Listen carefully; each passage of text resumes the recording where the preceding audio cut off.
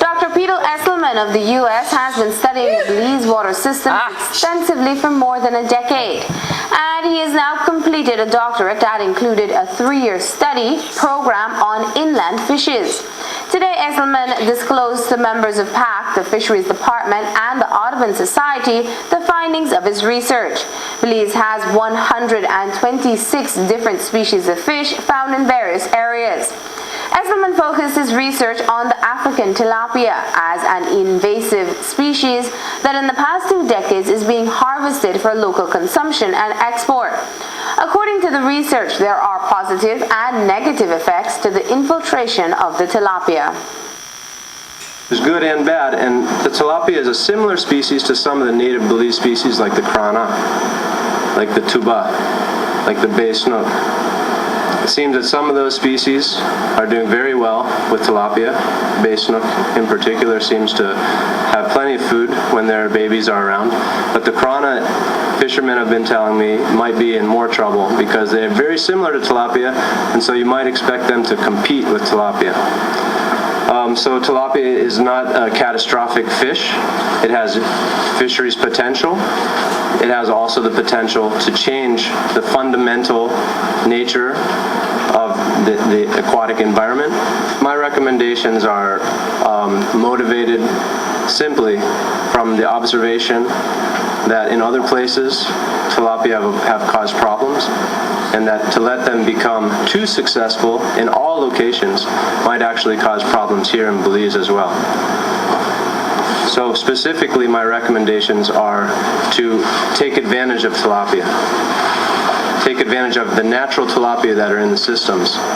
Right now, reproducing and using the natural production of Belize's waters to create populations. In other words, fisheries in places where tilapias are very successful.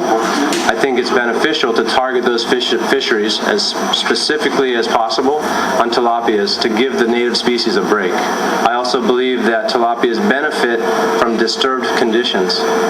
This has been shown in research around the world. Tilapias are tough and they're hardy and they deal with tough conditions better than some of the fishes that exist in Belize.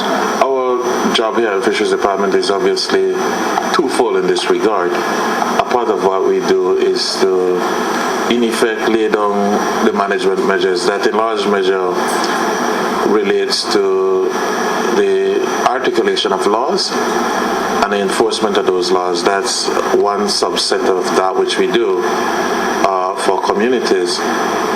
The other thing that we do is the education front. On the education front, we would be committed to pointing out that this resource exists, and indeed it's almost killing 2 birds with 1 stone. I guess you could substitute killing 2 fish with 1 stone, in the sense that if we stimulate a fishery that is focused largely on tilapia, what you're doing is you are in effect curtailing and to some extent removing an invasive species. Fish is obviously a major export of Belize. What we are used to when we talk about the contribution of fisheries to Belize is really the marine fisheries, and to a large extent those are your lobsters and your conch. But there has been a time in the past when Belize used to export catfish, and there's no reason why, if the stocks are there, if tilapia is there in biomass and abundance to support a sizable fishery, then there's no reason why it cannot be exported, especially to the near regional states such as Guatemala, Honduras, and Mexico. Myvet says that this might spur the possibility of exporting tilapia to other regions.